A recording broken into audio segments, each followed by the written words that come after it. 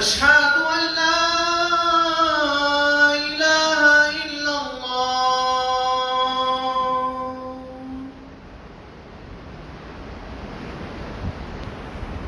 أشهد أن محمدا رسول الله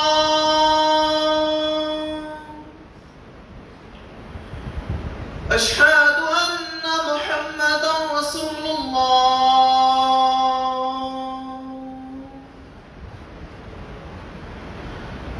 حي على الصلاة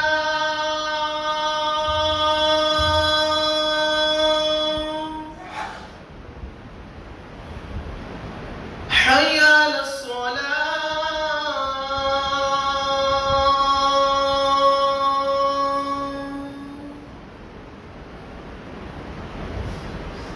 حي على الفلاح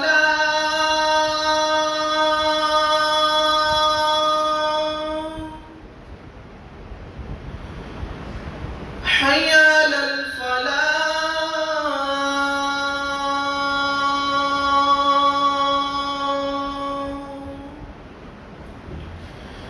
الله أكبر الله أكبر لا إله إلا الله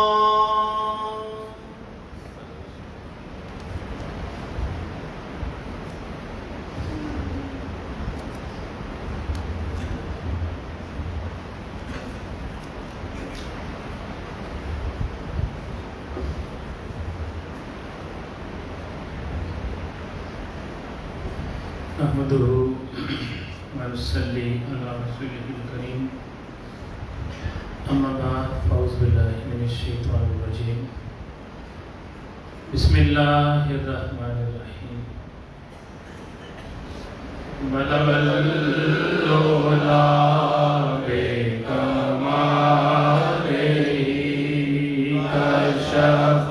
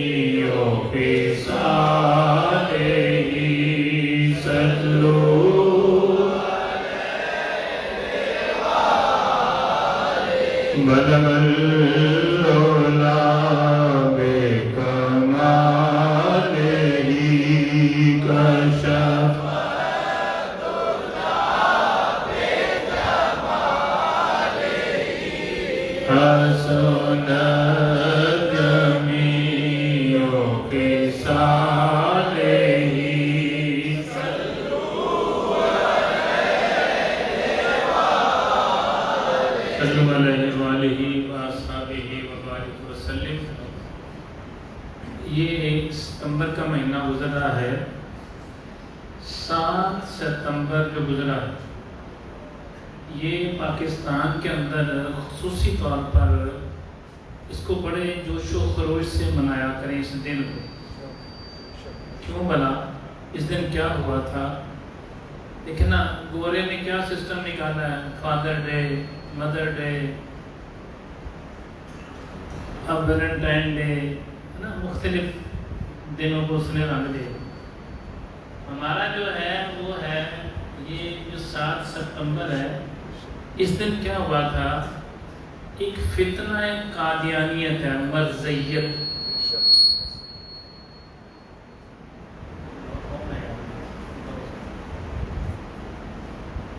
فتنہ قادیانیت ہے, مرزیت کس کے بولتے ہیں, مرزئی قادیانیت, یہ بڑے عروج پر تھے.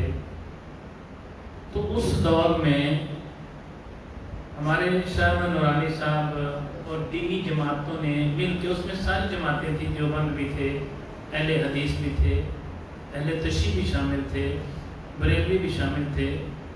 تو انہوں نے مل کے سب نے اس دن میں قرارداد منظور کرائی 7 ستمبر کو. کون سی ڈیٹ کو؟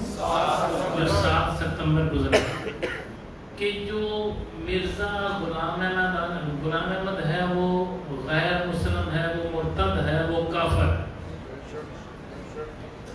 یہ آپ کی قومی اسمبلی کے اندر قرارداد منظور ہوئی اور پھر وہاں پر بتایا گیا کہ یہ اپنی عبادت گاہ کو مسجد نہیں کہہ سکتے. آپ کو پتہ ہونا چاہیے قادیانی اپنی عبادت گاہ کو مسجد نہیں کہہ سکتے، اپنی مسجد کا مینار بھی نہیں بنا سکتے. یہ سرعام کھلے طریقے سے تبلیغ بھی نہیں کر سکتے اپنے مذہب کی. پاکستان کے قانون کے مطابق جیسے ہم محفلیں کرتے ہیں نا، علماء کو بلا کے ہم بیانات کراتے ہیں، یہ نہیں کر سکتے پاکستان کے آئین کے مطابق. اور ان کو غیر مسلم قرار دیا گیا. پھر یہ پوری دنیا کی عدالتوں میں گئے. کہاں پر؟ پوری دنیا کی عدالتوں میں گئے، پوری دنیا کی عدالتوں میں. اللہ کے کرم سے ہمارے جو وکلاء تھے، جو یہاں سے ججز ہمارے جاتے تھے، انہوں نے دفاع کیا اور پوری دنیا کی عدالتوں سے یہ ذلیل ہو کے واپس نکلے. پوری دنیا کی عدالتوں سے یہ ذلیل ہو کے واپس نکلے، ذلیل ہو کے واپس نکلے. اور کیا ہوا؟ پھر انہوں نے اپنا سائیڈ چینج کر لی. کیا کیا انہوں نے کہا کہ لوگ اس کا بہتر حل یہ ہے کہ ہم اپنے سسٹم کو جاری رکھیں. ہم نا یہ جتنے بیوروکریٹس ہیں، جتنے بڑے بڑے افیسر ہیں، جو اے سی ڈی سی اور S P D S P, I G D I G وغیرہ وغیرہ، ان سیٹوں پہ ہم اپنے بندوں کو بٹھانا شروع کر دیں. مسئلہ اس میں پڑھیں گے تو جائیں گے نا. تو پھر انہوں نے کیا کیا؟ اپنے بچوں کو اعلیٰ تعلیم دلائی. پاکستان کے آئین کے مطابق تو یہ جو بھی اعلیٰ تعلیم حاصل کرے گا اس کو جو اس کا عہدے کا جو سیٹ نکلے گی، جو پوسٹ آئے گی، جو اس کا اہل ہوگا اس کو رکھ لیا جائے گا. فوج ایک ایسا ادارہ ہے جس میں آج تک ان کو رکھنے میں پابندی ہے. فوج ایک ایسا ادارہ ہے جس میں ان کو نہیں رکھا جاتا. اب انہوں نے کیا کیا ہے؟ یہ کہتے کیا ہے سنو ذرا. پاکستان کے آئین اور قانون کی بات کروں، باقی دینی باتیں بعد میں آپ سے ڈسکس کرتے ہیں. ہمارے پاکستان کے آئین کے مطابق پاکستان کی قومی اسمبلی میں جو بل پاس ہوا اس کے مطابق یہ غیر مسلم ہے. کیا ہے؟ کافر ہے. کیا ہے یہ؟ کافر ہے. اچھا، علماء نے متفقہ فیصلہ دیا، پاکستان کا آئین یہ کہتا ہے. اب انہوں نے کیا کیا؟ یہ پاکستان کے آئین کو ہی نہیں مانتے. یہ کہتے ہیں ہم پاکستان کے آئین کو مانتے ہی نہیں ہیں، آئین پاکستان ہی نہیں مانتے. اب پوری دنیا کے اندر یہ اپنا کام کر رہے ہیں، جہاں جہاں مرضی کر رہے ہیں. جب تک پاکستان کی عدالت ان کو اس میں ریلیف نہیں دے گی، اس وقت تک یہ مسلمان قرار نہیں دیے جا سکتے. یہ اپنے آپ کو کہتے ہیں ہم مسلمان ہیں جی، ہم تو بڑا کلمہ پڑھنے والے ہیں، ہم بھی نمازیں پڑھتے ہیں. ہمارے کئی سیاستدان وہ یہ کہتے ہیں کہ جناب یہ تو کیسی بات کرتے ہیں، ہماری طرح ہی کلمہ پڑھتے ہیں، ہماری طرح ہی یہ ساری نماز پڑھتے ہیں. آپ کیا محسوس کرتے ہیں؟ طوطا آپ سے بہتر کلمہ نہیں پڑھتا؟ نہیں پڑھتا طوطا آپ سے بہتر کلمہ. وہ تیرے تو جگہ مسلمان ہو گیا ہو، عقل کے اندھے ہیں.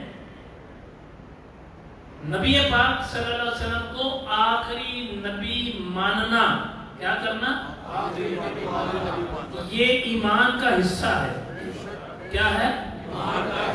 نبی پاک علیہ السلام نے خود فرمایا کہ میں آخری نبی ہوں، میرے بعد کوئی نبی آ سکتا نہیں ہے. میں آخری نبی ہوں، میرے پاس کوئی نبی نہیں آئے گا، نہ کوئی رسول آئے گا نہ کوئی نبی آئے گا. میں آپ کو بتانا یہ چاہ رہا ہوں کہ نہ یہ آئین پاکستان کو مانتے ہیں، نہ یہ قرآن کے آیتوں کو مانتے ہیں، نہ نبی پاک علیہ السلام کی حدیثوں کو مانتے ہیں. وہ والی حدیثیں کون سی والی جس میں نبی پاک علیہ السلام کو آخری نبی کہا گیا ہے، اس کو یہ مانتے ہی نہیں ہیں. اب بڑے اچھے اخلاق کے مالک بن کے سامنے آتے ہیں، بہت پیار سے بولتے ہیں، اچھے عہدے پر بیٹھے ہیں تو بڑے پیار سے لوگوں کو ڈیل کرتے ہیں. اب مسلمان اتنا کمزور ایمان والا وہ کیا کہتا ہے؟ نعوذ باللہ استغفر اللہ کہتا ہے. یار سارے تو تھے چنگے نے، کیا ہو گیا یار آپ کو؟ یہ بات اگر وہ کہے گا نا کہ میرے سے وہ یا ہمارے سے اچھے ہیں، تو وہ تو ویسے ہی اسلام سے خارج کر دے گا.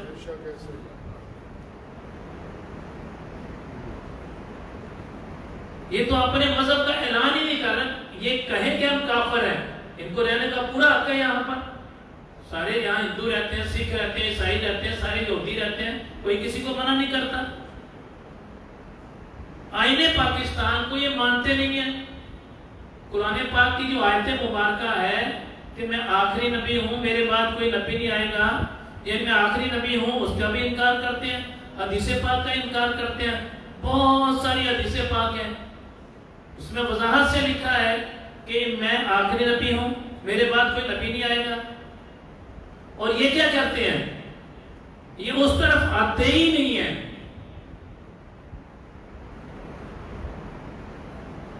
اور آپ کو پتہ خطرناک بات کیا ہے؟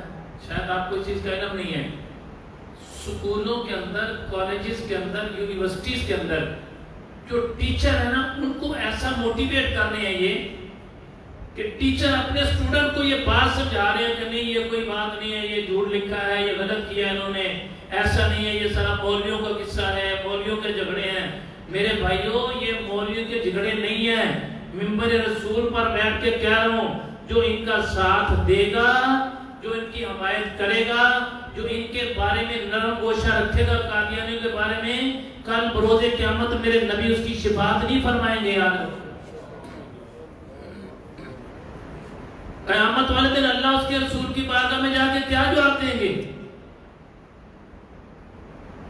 ایک حدیث پاک سماعت فرما لیں. نبی پاک علیہ السلام نے ارشاد فرمایا کہ میری اور مجھ سے پہلے تمام انبیاء علیہ السلام کی مثال ایسی ہے جیسے ایک شخص نے ایک خوبصورت گھر بنایا. کیا کیا؟ خوبصورت گھر بنایا. اس کو بڑا عالی شان بنایا، بڑا پیارا بنایا. سارا گھر مکمل کرنے کے بعد ایک کونے میں ایک اینٹ کی جگہ چھوڑ دی. کتنی جگہ چھوڑ دی؟ خوبصورت گھر، عالی شان گھر بنا کے اینٹ کی جگہ چھوڑ دی.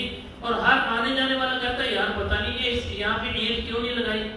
نبی پاک علیہ السلام نے فرمایا وہ جو انبیاء علیہ السلام کا رسولوں اور نبیوں کے آنے کا جو سسٹم ہے وہ سارا خوبصورت بنایا، جیسے اس بلڈنگ کی ایک اینٹ کی جگہ باقی تھی.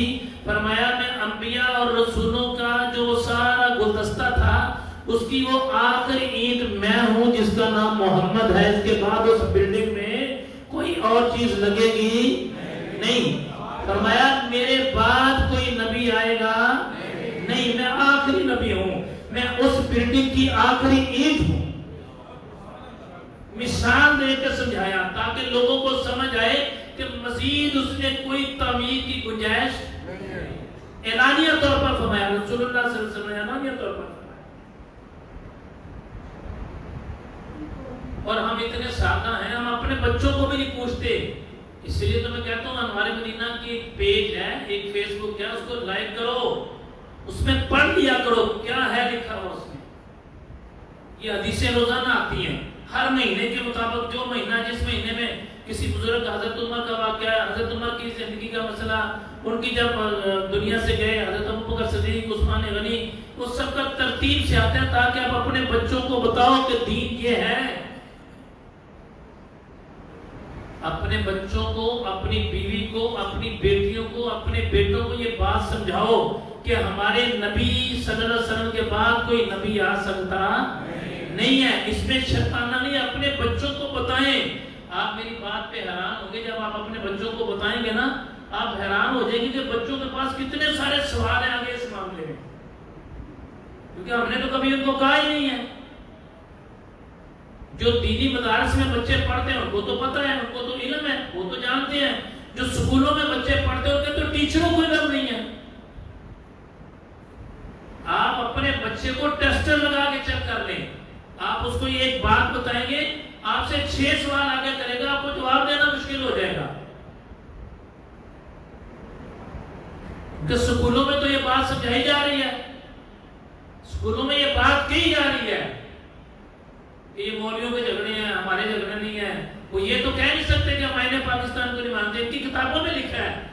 واضح طور پر اعلانیہ طور پر آئین پاکستان کا انکار کرتے ہیں.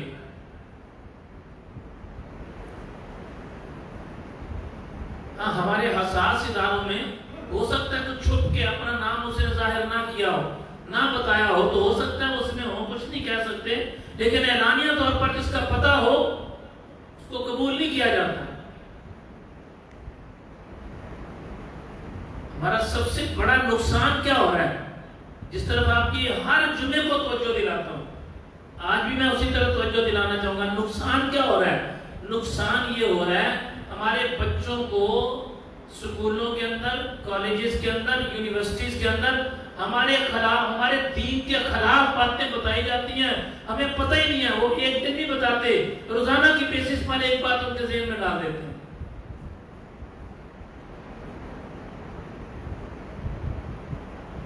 جیسے میں آپ کو مطلب مسرت کی بات بتاتا ہوں, مسوینی مسرت کی بات.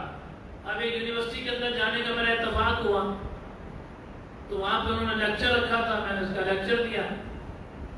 جیسے میری عادت ہے اصلاحی گفتگو کی میں نے, تو میرے بعد ایک کھڑے ہوئے ساتھی وہ کہہ رہے ہیں دیکھو جی, جیسے ہندوؤں نے, کافروں نے اپنے چھوٹے چھوٹے بت بنائے ہوئے ہیں اور اس کو اللہ تک پہنچنے کا وسیلہ مانتے ہیں, آج پاکستان میں بھی ایسا ہی ہے کہ پاکستان میں لوگوں نے بت بنائے ہیں, جیسے لاتا صاحب, جیسے خواجہ صاحب, جیسے بلے شاہ. ان کو یہ اعلان کیا, میں نے کو سمجھایا یار خدا کے واسطے قرآن کی آیتوں کو تو مسلمانوں پہ چسپاں تو نہ کرو, کافروں کی جو آیتیں ہیں, قرآن کی وہ آیتیں جو کافروں کی ہیں, کافروں کے بارے میں ہیں, تم مسلمانوں کے بارے میں چسپاں کر رہے ہو. ہم تو ان کو اللہ کے ولی مانتے ہیں, کون ان کو معبود مانتا ہے؟ اسی طرح جو غیر مسلم ہیں, جو قادیانی ہیں, انہوں نے بھی بالکل سیم ایسی صورتحال بنائی ہے. اپنے سکولوں کے اندر اپنے انہوں نے سکول کھول لیے ہیں, اپنے سکول کھولے ہیں, اپنے سکول کھول لیے انہوں نے, جس میں اپنا پورا نصاب پڑھا رہے ہیں اپنے بچوں کو.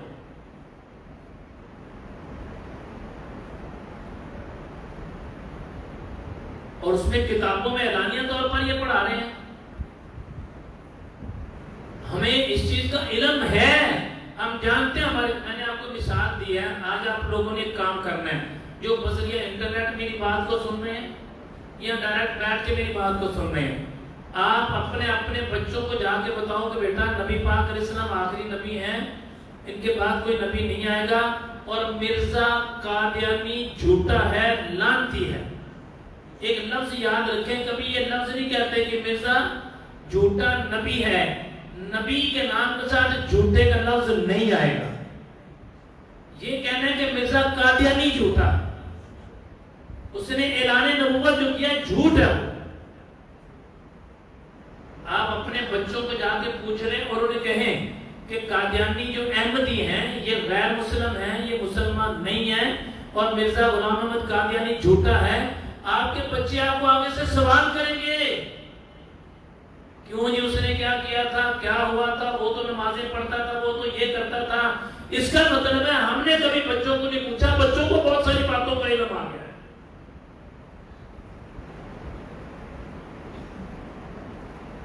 اب تھوڑی دیر کے لیے نا تسلی سے میری بات سننا ہے. خدا نہ خواستہ, خدا نہ خواستہ, خدا نہ خواستہ ہماری اولاد میں سے کوئی ایک بھی خدا نہ خواستہ ان کا مہتی نکلا ہے, بتائیں قبر میں نبی پاک علیہ السلام کو کیا جا کے جواب دو گے, اللہ کی بارگاہ میں جا کے کیا جواب دو گے کہ میری اولاد میں سے کوئی ایسا گستاخ نکلا ہے؟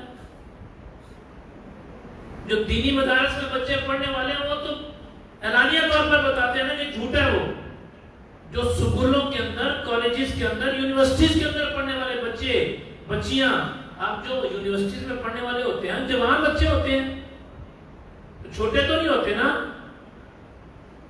وہ بچے اعلان کرتے ہیں, وہ بچے بتا دیتے ہیں, کیونکہ پتہ ہی نہیں, ان کو علم ہی نہیں ہے, گھر میں سے ماں باپ نے بیس میں رکھا ہی نہیں یہ بات.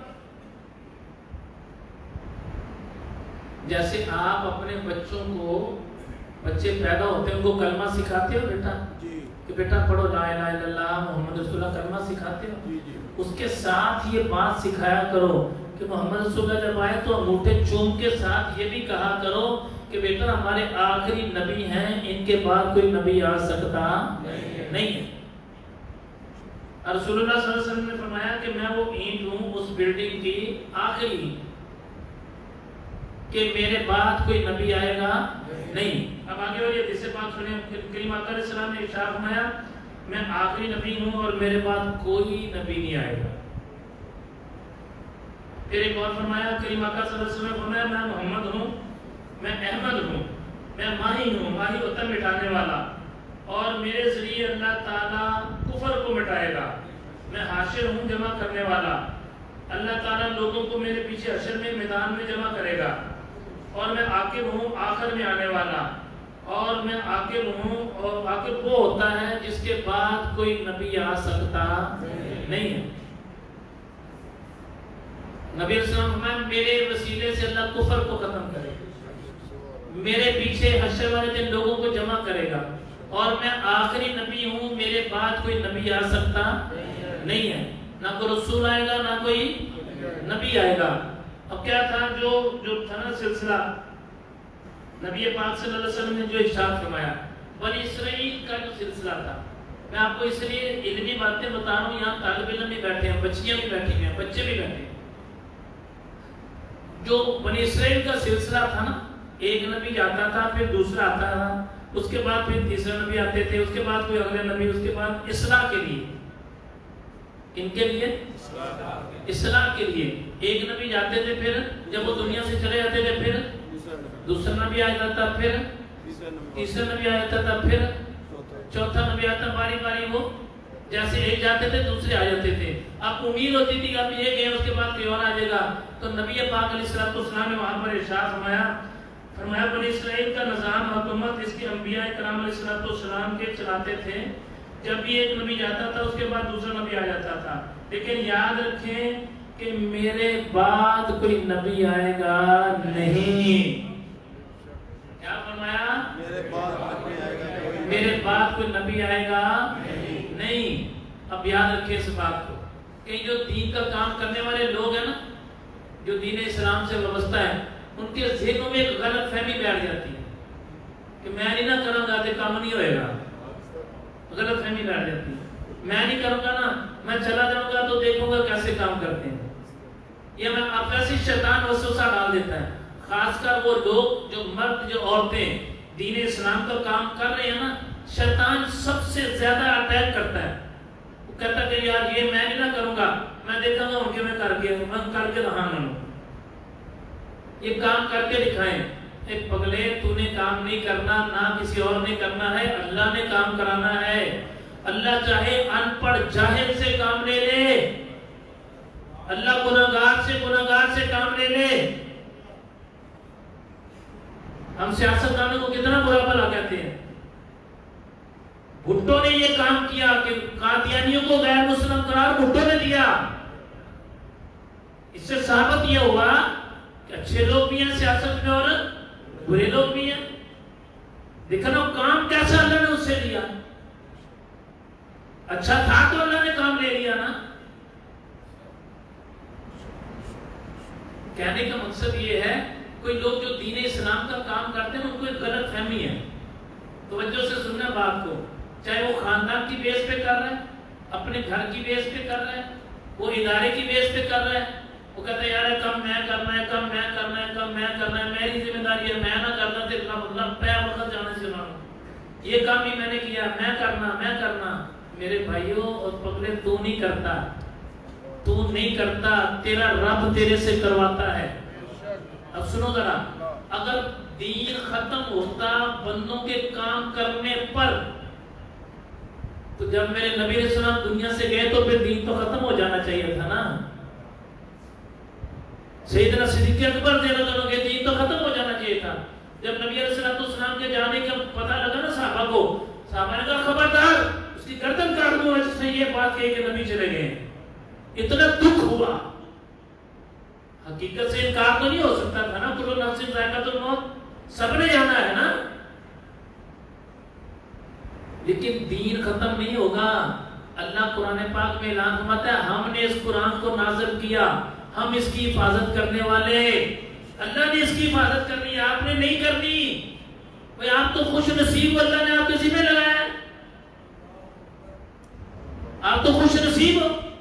اللہ جب کسی جاہل سے کام لیتا ہے تو اس کو پھر علم عطا کرتا ہے, اس کی پہلے جہالت مٹاتا ہے, اس کی جاہلیت ختم کرتا ہے, پھر اس سے اللہ کام لیتا ہے.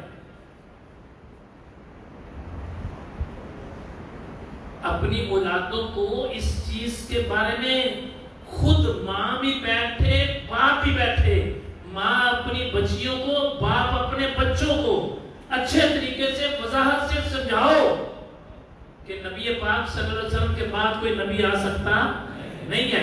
ہمارے نبی آخری نبی ہیں, ان کے بعد کوئی نبی نہیں آئے گا, کوئی رسول نہیں آئے گا, بس وہ آخری نبی تھے, ان کے بعد کوئی نبی نہیں آئے گا. اپنے بچوں کو بٹھا کے آگاہ کریں, سمجھائیں. اچھا, اس سے اگلی بات جو سمجھانے والی کیا ہے کہ ہر اچھے اخلاق والا اچھا مسلمان نہیں ہوتا.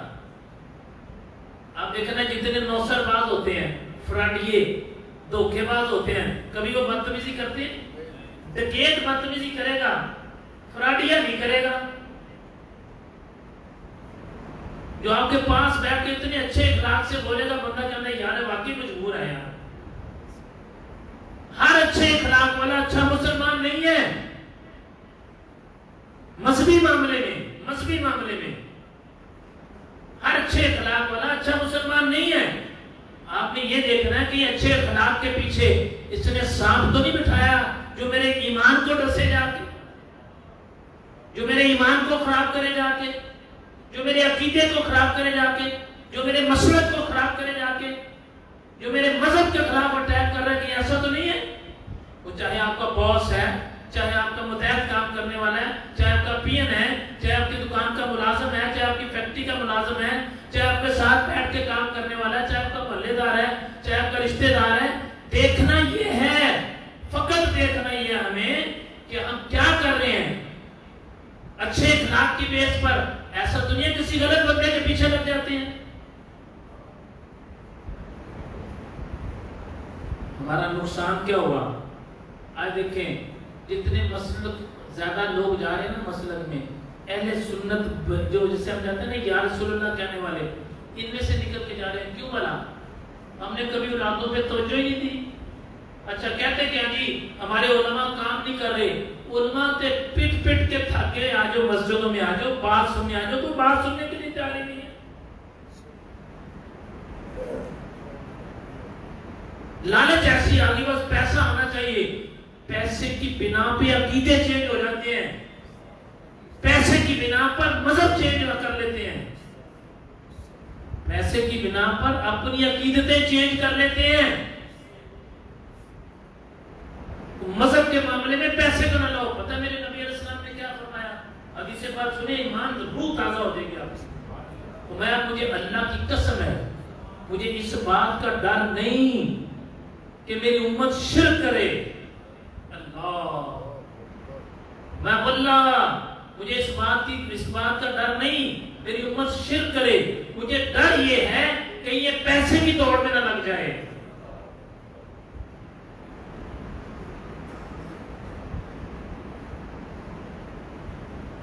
آج دیکھتے ہیں کہ کوئی غیر مسلم ہے, ٹھیک ہے, غیر مسلم کے پاس کام کرنا کوئی بری بات نہیں ہے, کام کرو, کاروبار ہے آپ کا, آپ روزی کما کے کھا رہے ہو, کسی غیر مسلم کی فیکٹری یا کام کرو. ہاں, جو قادیانیت ہے, جو مرزیت ہے, یہ تو اعلان ہی نہیں کرتے نا, یہ تو انکار ہی نہیں کرتے. یہ تو کہتے ہیں کہ ہم مسلمان ہیں, یہ تو انکار کرتے ہیں کہ ہم مسلمان نہیں ہیں, کہتے ہیں ہم تو مسلمان ہیں. یہ تو اپنے مذہب کا اعلان ہی نہیں کرتے. ہندو کہتا ہے میں ہندو ہوں, سکھ کہتا ہے میں سکھ ہوں, عیسائی کہتا ہے میں عیسائی ہوں, یہودی کہتا ہے میں یہودی ہوں. یہ تو انکار کرتے ہیں اس بات کا, یہ تو کہتا ہے ہم مسلمان ہیں. جبکہ آئین پاکستان کہتا ہے, پاکستان کا قانون کہتا ہے کہ یہ مسلمان نہیں ہے. اور ہم ان کے اچھے اخلاق کے چکر میں, علاوہ اس کے میں سب کی اصلاح کرنا چاہتا ہوں, جو بد عقیدہ لوگ ہیں وہ آپ کا عقیدہ خراب کرتے ہیں پیسے کے چکر میں. پیسے دے کے, نوکری دے کے, رشتے دے کر, پیسے دے کر, نوکری دے کر, رشتے دے کر, اور گھروں سے اپنا مال کھلا کے پھر اس کے عقیدے کو چینج کرتے ہیں. اچھا آپ کیا کہتے ہیں؟ نہیں یار میں اندر بڑا پکا. کیا کہتے ہیں؟ میں اندر سے بڑا پکا ہوں. میں بڑی گہری بات بتانے لگا ہوں. آپ اپنے اندر سے بہت پکے ہیں, ایسا کر لو. وہی پکا ہے جو کسی کے پاس دیندار کے پاس جا کے بیٹھتا ہے. ہر کوئی پکا نہیں ہے. جو کسی دیندار سے جڑا ہے وہی پکا ہے. کسی دیندار کی مجلس میں بیٹھتا ہے وہی پکا ہے. اب سنو ذرا, تو بڑا پکا ہے, تیرا عقیدہ بھی بڑا پکا ہے. تو کہتا ہے یار قسمیں اٹھائے, وہ اپنے مذہب کے, اپنے مسلک کے, اپنے عقیدے کی بات کرتا ہے, میں اپنے عقیدے کی بات کرتا ہوں. مجھے کیا غرض ہے, مجھے کیا غرض ہے ایسے؟ وہ اپنے عقیدے کی بات کرے, میں اپنے عقیدے کی بات کروں, مجھے کیا غرض ہے ایسے؟ میں تو بڑا پکا ہوں اپنے کام میں.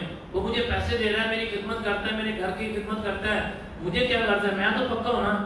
بالکل ٹھیک بات ہے, آپ اپنی جگہ پر پکے ہو, لیکن اس کے پیسے سے, اس کے چڑھاووں سے, اس کی خدمت سے جو تیری اولاد میں اس کی محبت پیدا کر رہی ہے نا, تیری اولاد پکی نہیں رہے گی, وہ اسی کی جائے گی بنے. تیرے بیوی بچوں کے دل میں جو اس کی محبت پیدا ہو رہی ہے نا, کون دیتا ہے؟ فلاں دیتا ہے. کون دیتا ہے؟ فلاں دیتا ہے. کون دیتا ہے؟ فلاں دیتا ہے. مسجد گھر میں تو بتاتے ہو گے نا کہ کہاں سے پیسے آ رہے ہیں, کہاں سے چڑھاوے آ رہے ہیں, کہاں سے چیزیں آ رہی ہیں. تیری اولاد کے دل میں اس کی محبت پیدا ہوگی, اور کل جب وہ تیری اولاد کے پاس آئے گا نا, تو پھر تو کچھ نہیں کر سکے گا. اپنی غلط فہمی نکالو, اپنے عقیدے پہ مت سمجھوتا کیا کرو. کبھی اس کے پاس, کبھی اس کے پاس, کبھی اس کے پاس, کبھی ادھر, کبھی ادھر, کبھی ادھر. تو سفر ہی کوئی نہیں, بس ٹھیک ہے, یہ جنہیں لائی گلیوں نے نال چلی.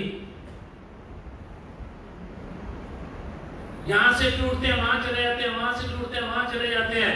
چلو یہ ٹوٹتے رہے جاتے رہے, ٹوٹتے رہے جاتے رہے. شیطان سمجھتا ہے ساری باتیں, وہ اینڈ آف دی ڈے کہاں لے کے جاتا ہے؟ یا کسی غیر مسلم کی گود میں ڈال دیتا ہے, یا کسی بد عقیدہ کی گود میں ڈال دیتا ہے. خود بھی گیا اور آخرت بھی گئی ساری, نسل بھی گئی ساری. پھر وہ بک بک کرتا پھرتا ہے, پھر وہ بدتمیزیاں کرتا ہے, پھر وہ اعلان کرتا پھرتا ہے کہ جناب دیکھو جی میں تو امی دے رہے تھے آتا رہا. اپنا عقیدہ کسی کے پاس, کسی اللہ والے کے پاس بیٹھنا, کسی عالم دین کے پاس بیٹھ کے سب سے پہلے اپنا عقیدہ درست رکھو, اپنے مذہب کو مضبوطی سے پکڑو, ایمان کو مضبوط رکھو. ہر جمعے کے خطبے میں میری ایک ہی گزارش ہوتی ہے, خدا کے واسطے اپنے ایمان کو مضبوط رکھو. وہ یہ قادیانی کافر ہے, کافر ہے, مرتد ہے, کافر ہے. پھر بھی ان کے بارے میں تو گنجائش پیدا کرے. اچھا کہتے کیا یار وہ اتنے اچھے ہیں, کیا وہ انسان نہیں ہے؟ وہ کون انسانیت سے منع کرتا ہے تجھے؟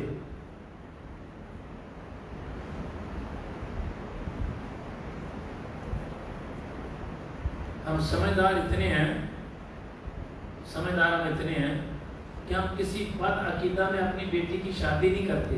ایسے ہی ہے, کسی بد عقیدہ میں اپنی بیٹی کی شادی نہیں کرتے. جو دیوبند ہے اس کی کوشش ہے میں دیوبند میں شادی کروں اپنے بچی کی. جو اہل حدیث ہے وہ کہتا ہے میں اپنی بچی کی شادی اہل حدیث میں کروں. جو اہل تشیع ہے اس کی کوشش ہے میں اپنی بچی کی شادی ادھر کروں. جو سنی ہمارے بھائی ہیں وہ کہتے ہیں ہم اپنے عقیدے کے لوگوں میں کریں شادی. ہم تو اعلانیہ طور پر کہتے ہیں اپنے عقیدے کے لوگوں کو ترجیح دیا کرو. اچھا ہمیں اتنی سمجھ ہے کہ اپنی بچی کی شادی کرنی ہے تو اپنے عقیدے کے لوگوں میں کرنی ہے. سارے عقیدے والوں سے بات کرو, سارے مسلک والوں سے.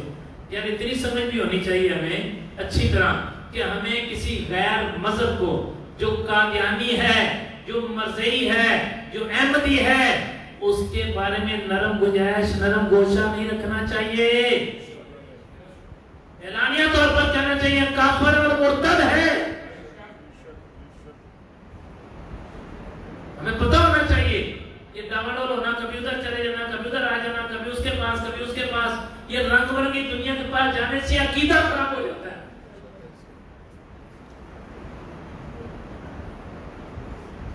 شیطان کو کیا تھا بتائیں, عبادت تو بہت کرتا تھا, اس کے اندر بد عقیدگی آئی تھی, آیا کیا تھا؟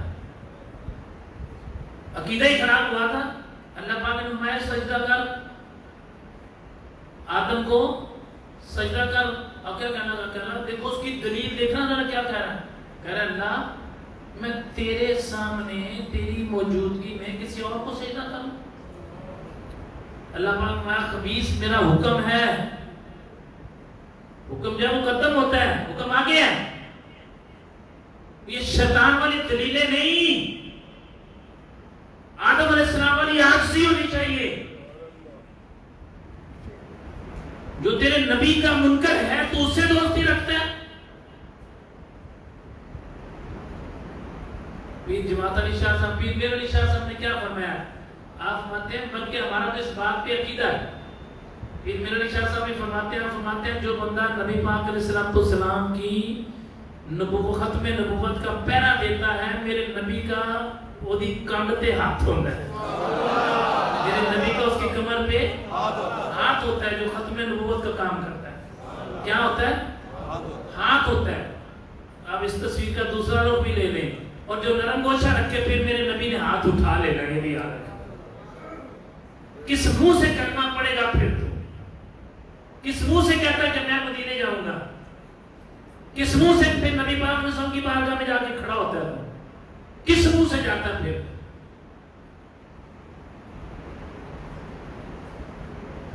اپنے گھروں میں کہاں پر؟ اپنے گھروں میں. یہ میری بات ذہن میں رکھنا. اپنی بیوی کو، اپنے بچوں کو، اپنی بیٹی کو، اپنے بیٹے کو، اپنے رشتہ داروں کو، اپنے بہن بھائیوں کو، جو بہنیں بیٹیاں میری آواز سنیے، جا کے اپنی بچیوں کو ابھی سے بچپن سے بتاؤ کہ یہ جو کافر ہیں، یہ احمدی مرزئی کافر ہیں. جو مرزا غلام احمد قادیانی کے معتقد لوگ ہیں وہ کافر ہیں. ان کے بارے میں نرم گوشہ رکھنے والا بھی دار اسلام سے خارج ہے. اپنی اولاد کو یہ بات بچپن سے سمجھا دو. اپنی اولاد کو بچپن سے یہ بات سمجھا دو. میں یہ باتیں ایشو کیوں چھیڑا ہے؟ یہ وہ باتیں جو روزمرہ کی اور ہمیں پتہ بھی ہے اور پتہ نہیں بھی ہے. اچھا، ہمارے اندر ایک اور بہت بڑی غلط فہمی ہے. جتنے والدین ہیں میں ان سے بات کرنا چاہ رہا ہوں، جن کے بچے ہیں میں ان سے بات کرنا چاہ رہا ہوں. بچے چھوٹے ہیں یا بڑے ہیں؟ چھوٹے ہیں، اللہ زندگی والے ہو کر کو انہوں نے بڑا ہونا ہے. سنیں ذرا، جو والدین ہیں وہ توجہ سے بات سنیں. ہم سمجھتے ہیں جتنا مجھے دین کا علم ہے میرے بچوں کو بھی اتنا ہی علم ہے. کیسے ہو سکتا ہے یہ؟ ان کو تو تجھے کسی نے سکھایا تو علم آیا نا. ان کو تو سکھا نہیں رہا، کیسے علم آئے گا ان کے پاس؟ ان کو کسی دیندار کے پاس بٹھا نہیں رہا، کیسے علم آئے گا ان کے پاس؟ ان کو علم دین دے نہیں رہا، کیسے ان کے پاس علم آئے گا؟ ایک گھر کے اندر ایک بچہ کسی دیندار کے پاس آ کے بیٹھتا ہے. مثال کے طور پر ایک بندہ ہمارے مدینہ میں آتا ہے، بچہ، مثال دے رہا ہوں، یہاں جمعہ بھی پڑھتا ہے، وہ خطبے بھی سنتا ہے، بیانات بھی سنتا ہے. گھر میں صرف ایک بچہ، اس گھر میں 5 بچے ہیں. مثال کے طور پر، مثال 5 بچے ہیں. اب ایک بچہ دین سے جڑا ہوا ہے، وہ ان کو سب کو بتاتا ہے. 4 بچے روزانہ اس سے بحث کرتے ہیں. کس بات کی بحث کر رہے ہیں پتا آپ کو؟ ان کو نماز کا کہہ رہے ہیں، وہ پڑھ نہیں رہے. وہ برے کاموں سے روک رہے ہیں، رک نہیں رہے. وہ بتا رہے ہیں کہ نبی علیہ السلام آخری نبی ہیں. 4 بچے تیرے 4 بچے اس کی بات کو غلط کہہ رہے ہیں. استغفراللہ، سوچ کس طرح بتا رہے ہیں.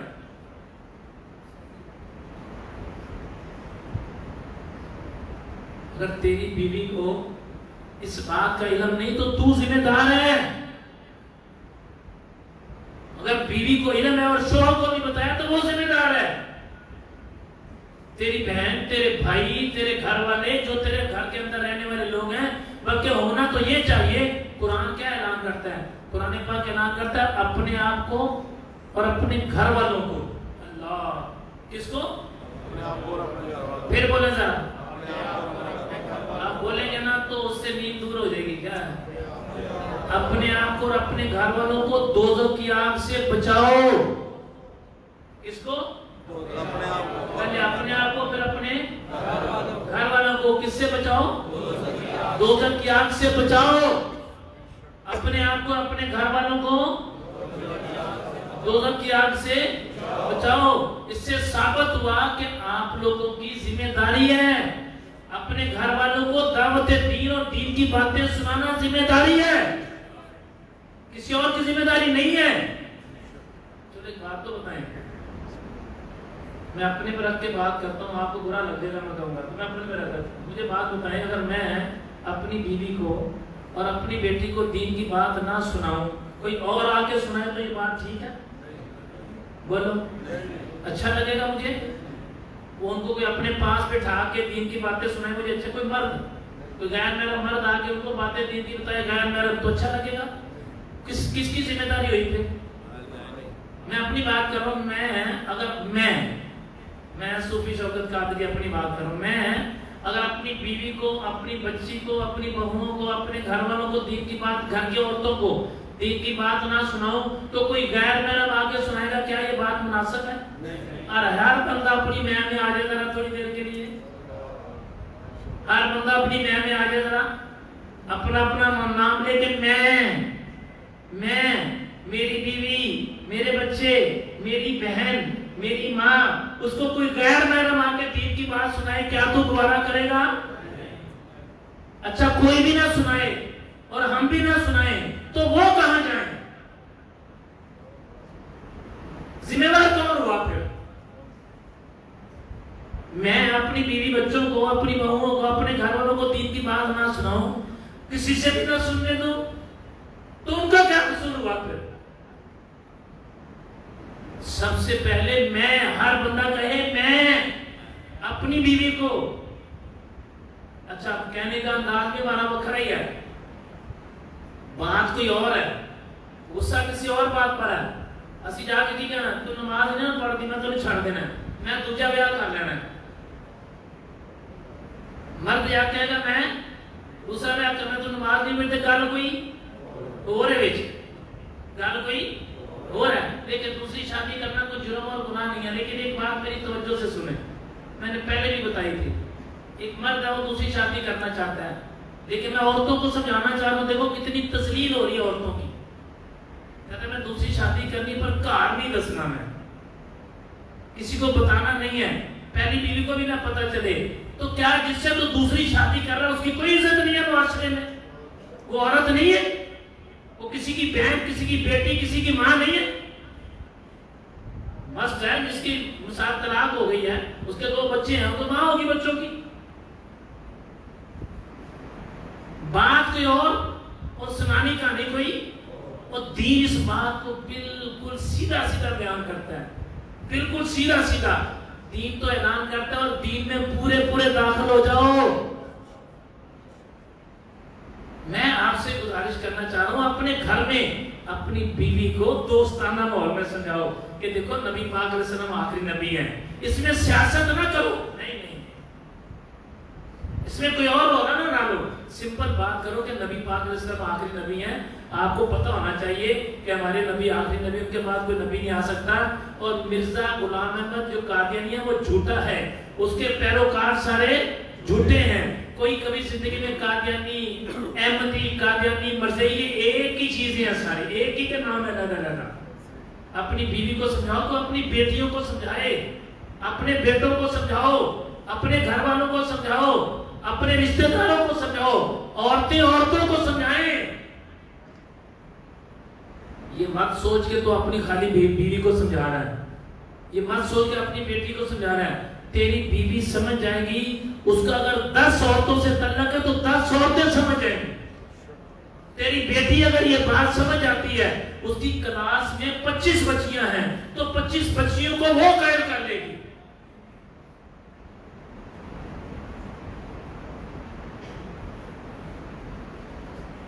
ہمیں تھوڑا سا اپنے، دیکھیں میرا جمعے کے جتنے خطبے ہوتے ہیں زیادہ تر لوگ مجھے یہ کہتے ہیں صوفی صاحب یار آپ علمی بات نہیں کرتے، آپ گھریلو بات کرتے ہیں، میں کہتا ہوں یار آپ کو اللہ کا واسطہ ہے، جتنا علم ہے اتنا ہی عمل کر لو یار، جتنا علم ہے اتنا ہی عمل کر لو۔ مسلمانوں کے بچے قادیانیوں کے حق میں اپنے نیٹ پہ بیٹھ کے پوسٹیں شیئر کرتے ہیں، مسلمانوں کی اولاد، مسلمانوں کی بیٹیاں، مسلمانوں کے بیٹے، کیا جواب دے گا اللہ کی بارگاہ میں؟ میرا بیٹا یہ حرکتیں کرتا تھا۔ وجہ کیا ہے؟ میں آپ کو وجہ سمپل بتاتا ہوں، توجہ نہیں ہے، کبھی دھیان ہی نہیں دیا، انجانے میں کرتے ہیں، وہ انجان ہوتے ہیں، پتہ ہی نہیں، وہ سمجھتے ہیں جسے پاک ہے یا آیت مبارکہ ہے، وہ کر دیتے ہیں، ان کو خود نہیں پتہ ہوتا بیچاروں کو، اس اویئرنس کے لیے یہ بات کر رہا ہوں کہ اپنے بچوں کو یہ بات سمجھاؤ. اس لیے میں ایک بات پہ اکثر زور دیتا ہوں, اپنی بیوی کو بھی لے کے آیا کرو جمعہ پڑھنے کے لیے, اپنے بچوں کو بھی لایا کرو, اپنی بیٹیوں کو بھی لایا کرو, اپنے بیٹوں کو بھی لایا کرو. کس کے لیے؟ پھر بولو, جمعہ پڑھنے کے لیے. کس کے لیے لے کے آیا کرو؟ جمعہ پڑھنے کے لیے لے کے آیا کرو, تاکہ ان کے علم میں بات آئے نا. بہت ساری باتیں ایسی ہیں جو مرد سمجھاتا ہو, کہتی جا میں نے سنی میری بات. جھگڑا ہوتا ہے نا, آپس میں اختلاف ہوتا ہے. جب بندے کا اختلاف ہونا, قیمتی سے قیمتی بات بھی وہ سمجھنے کے لیے تیار نہیں ہوتا بندہ. اسی طرح کسی عورت نے اگر اپنے مرد کو بات سمجھا دی ہے کہ نبی پاک علیہ السلام آخری نبی ہیں, ان کے بعد کوئی نبی نہیں آئے گا, آپ کو علم ہونا چاہیے. مرد کیا کہتا ہے؟ لا تو میری استادی بن گئی ہے, جاننا چاہتا میں. وہ بھائی کہیں سے بھی دین کا علم ملا, علم حاصل کرو.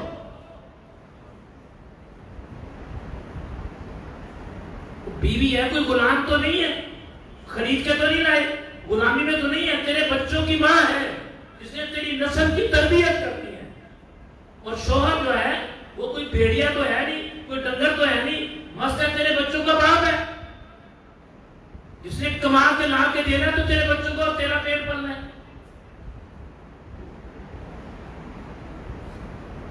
میں ایک فطری سا عمل آپ کو بتاتا ہوں. فطری سا مرد جو غیرت مند مرد ہے اس کی بات کر رہا ہوں. کس کی؟ غیرت مند مرد کی بات کرنے لگا ہوں. مرد جب پیسے کماتا ہے نا, پیسے زیادہ آتے ہیں تو سوچتا ہے میں اپنی بیوی کے لیے کیا اچھی چیز لے کے جاؤں, اپنے بچوں کے لیے کیا اچھی چیز لے کے جاؤں. مرد جب غیرت مند مرد کی بات کر رہا ہوں, مرد کوئی بھی غیرت والا ہے, جب اس کے پاس پیسے آتے ہیں کیا سوچتا ہے؟ میں کچھ بنا لوں بچوں کے لیے.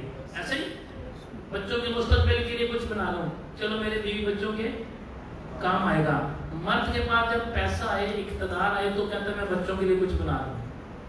عورت کے پاس جب پیسہ آتا ہے وہ کہتی ہے منو کسی کی لوڑ ہی نہیں ہے, منو کسی کی ضرورت ہی نہیں ہے, کہتی میں بس ٹھیک ہے میں خود ہی کر لوں گی, منو کسی کی لوڑ. فرق کتنا آ گیا. معاشرے نے, عورت غلط نہیں ہے, معاشرے نے اس کو فیڈ, اس کے دماغ میں باتیں غلط ڈال دی ہیں, سوشل میڈیا کے ذریعے سے باتیں غلط ڈال دی ہیں کہ تنو کسی کی لوڑ نہیں ہے, ان کو کمانی ہے, تنو لوڑ ہی نہیں ہے, تیرے باپ کا اتنا پیسہ. دو باتیں میں زیادہ کرنے لگا ہوں. جن کی اولاد ہے اور ان کی شادیاں ہوگی ان کو میری بات جلدی سمجھ آئے گی. جن کے بچوں کی شادیاں ہونی ہیں, اگر بہو لے کے آئے کسی مارے گھر سے تو آرام سے سکون سے زندگی گزارتی ہے اور کبھی وہ تڑیاں نہیں لگاتی. اگر بہو لے کے آئے کسی تگڑے گھر سے, اس کو تو اپنے باپ کے پیسے پر مان ہی بڑا ہوتا ہے, اس کو تو اپنی کوٹھی گاڑی پر مان ہی بڑا ہوتا ہے, وہ تو بندہ ہی نہیں سمجھتی. کہتی میرے پیو نے دیتا ہے, یہ میرے ابا نے دیا ہے. وہ تو پاؤں ہی نہیں لگاتی زمین پہ, وہ تو شوہر کو شوہر ہی نہیں سمجھتی, وہ تو سمجھتے ہیں میرے ابا نے یہ نوکر مجھے رکھ کے دے دیا بس. جبکہ دین ہمیں یہ نہیں سکھاتا. پتہ سیدہ فاطمہ رضی اللہ تعالیٰ عنہا جب ظاہری دنیا سے جانے لگے نا تو حضرت علی کو بلایا. حضرت علی عورتوں کی سنیں, عورتوں کی زندگی کیسے اور عورتوں کا کردار کیا ہونا چاہیے. حضرت علی رضی اللہ تعالیٰ کو بلایا, فرمایا علی میں ساری زندگی تک سکھ نہیں دیکھتا. کیا کہوں رہی ہے خاتون جنت, جنتی عورتوں کی سردار, کیا کہہ رہی ہے علی میں آنا تک سکھ نہیں دے سکی, تیرا تو غلطی ہوگی تو میں معافی دے, میں نے دنیا سے چلا جانا.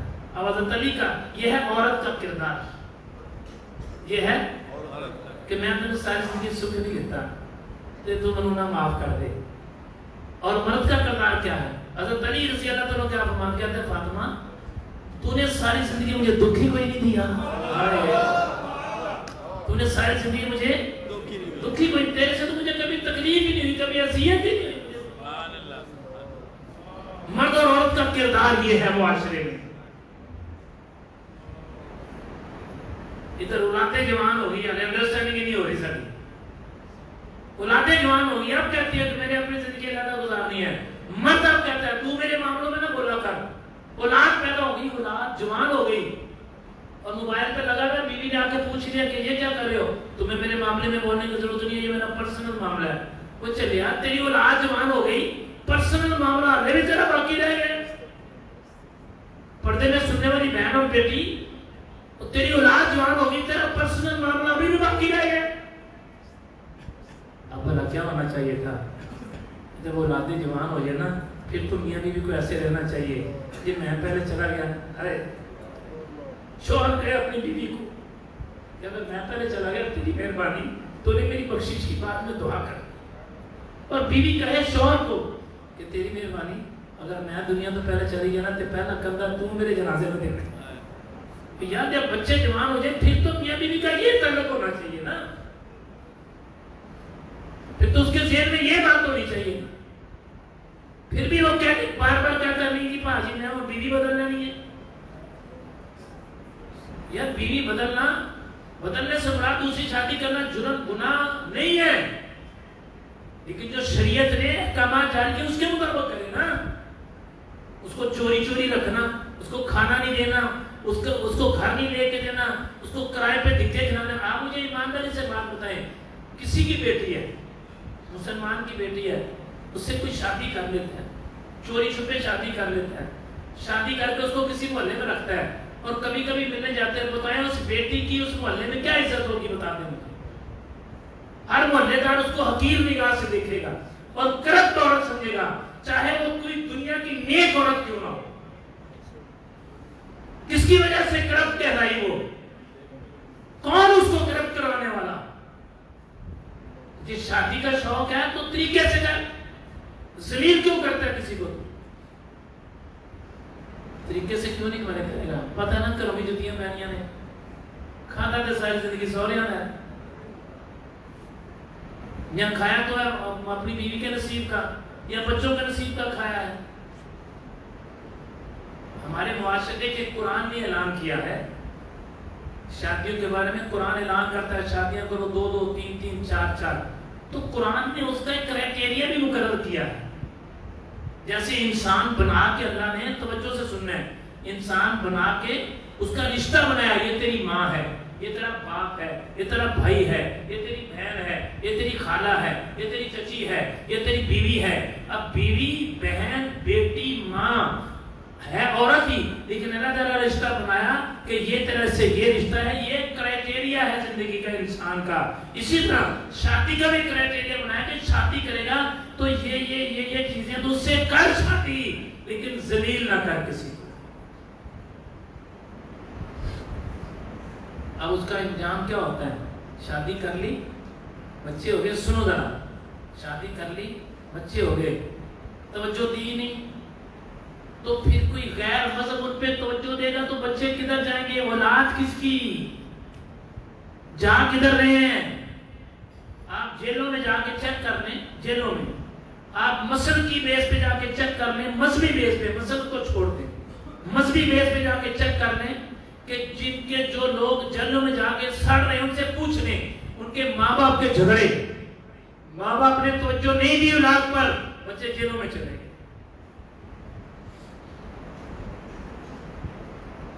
ہمیں کیا کرنا چاہیے؟ ہمیں سب سے پہلے اپنے گھروں پہ توجہ، جس کی بیوی ہے اپنی بیوی پہ توجہ دے، 2 بیویاں ہیں 2 پہ توجہ دے، جس کی اولاد ہے اپنی اولاد پہ توجہ دے، بیوی اپنے شوہر پہ توجہ دے.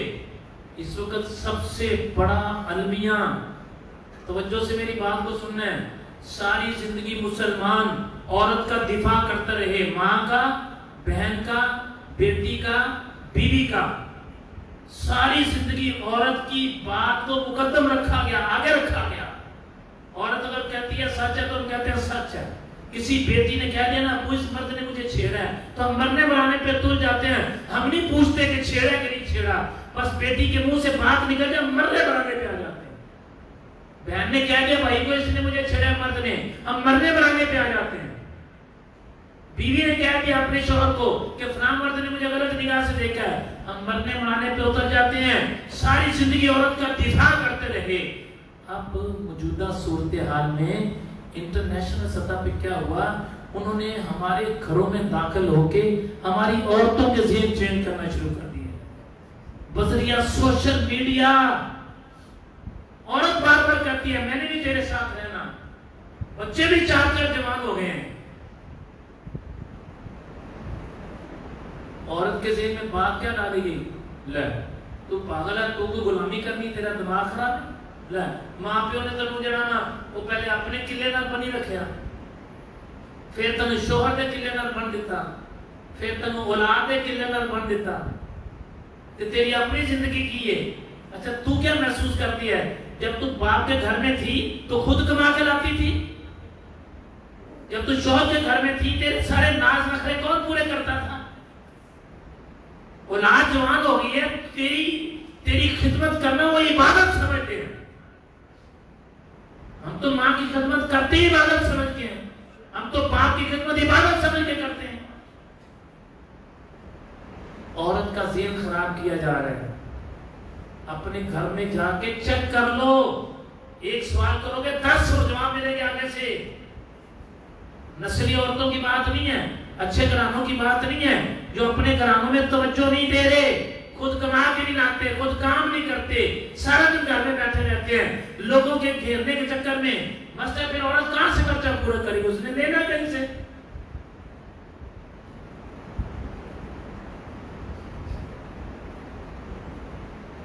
میرے بھائیوں، ہمارے گھروں کی عورتوں کے مزاج کو چینج کیا جا رہا ہے بذریعہ سوشل میڈیا۔ بات کیا بتا رہے ہیں؟ تیری اپنی کوئی زندگی نہیں ہے، اندازہ لگاؤ کسے کون کہہ رہے ہیں؟ کس کو کہہ رہے ہیں؟ ماں کو کہہ رہے ہیں جس کے بچے ہیں۔ وہ پگلی تیری تو خدمت کرنے کے لیے پہلے تیرا باپ دیکھے۔ ہم کیا کرتے ہیں سنیں، جب بیٹی ماں باپ کے گھر میں ہوتی ہے تو باپ اس کا نوکر ہوتا ہے، نہیں ہوتا؟ بولیں، باپ کے آنسو، باپ کی آنکھ، جو بیٹی کی آنکھ کے آنسو باپ سے برداشت نہیں ہوتے، ایسے ہی ہے۔ بھائی اس کے نوکر ہوتے ہیں، نہیں ہوتے؟ جب وہ وہاں سے نکلتی ہے، جب اس کو چھوڑتے ہیں، جب اس کی شادی کرتے ہیں تو سارے بھائی، سارے مل کے خاندان والے ایک مرد کے سپرد کرتے ہیں۔ پھر وہ مرد یعنی نوکری 2 3 نوکریاں کرتا ہے، خدا کی قسم، سارا دن دھکے کھاتا ہے، وہ کام کرتا ہے، مزدوری کرتا ہے یا کاروبار بھی کرتا ہے، کما کے لا کے گھر میں دیتا ہے، اس کی خدمت کرتا ہے، اس کے سارے ناز نخرے پورے کرتا ہے، قیمتی سے قیمتی کپڑے لا کے دیتا ہے۔ اگر کوئی نہیں کر رہا تو بدبخت ہے، اگر اس کے پاس پیسے ہیں اور اپنے بیوی بچوں کی خدمت نہیں کرتا تو ظالم ہے، وہ گنہگار ہے، اللہ کی بات ہے، اس کو جواب دینا پڑے گا۔ یہ نوجوان خاص کر کے سن لو، جوانوں اپنی توجہ دے لو۔ جیسے تو اپنے گھر میں تیری ماں کی عزت ہے، تیری بہن کی عزت ہے کیونکہ وہ ایک عورت ہے، ایسے ہی تیری بیوی کی بھی عزت ہے۔ جتنی عزت تجھے اپنی ماں کی اور بہن کی پیاری ہو، اتنی عزت اپنی بیوی کی پیاری ہونی چاہیے۔ ایک عزت ہے، کوئی غلام تو نہیں ہے، کوئی نوکر۔ میں تو کہہ رہا ہوں نوکرانیوں کی بیٹیوں کی عزتیں بھی اتنی ہونی چاہیے۔ عزت تو سب کی برابر ہے، چاہے نوکر کی بیٹی ہے، چاہے بادشاہ کی بیٹی ہے، عزت تو عزت ہے۔ یہ بات ذہن میں رکھیں کہ اس وقت جو پرابلم آ گئی ہے مین، جہاں سے یہ قادیانیت، جہاں سے یہ غیر مذہب بڑھ رہے ہیں، کہاں سے بلا؟ انہوں نے عورتوں کو ذہنی طور پر قابو کر لیا بذریعہ سوشل میڈیا۔ طرح طرح کے میسج بھیجتے ہیں، اور آپ کو زندگی گزارنے کا حق نہیں ہے، آپ علیحدہ زندگی گزاریں، ٹھیک ہے، بچے اپنی زندگی گزاریں اب، اور جو شوہر ہے اپنی زندگی گزارے، اب بڑھاپے میں تو اپنی زندگی گزارے۔ پگلی تیری تو خدمت اب عبادت سمجھ کے کی جاتی ہے، بچے تیری خدمت کرتے عبادت سمجھ کے۔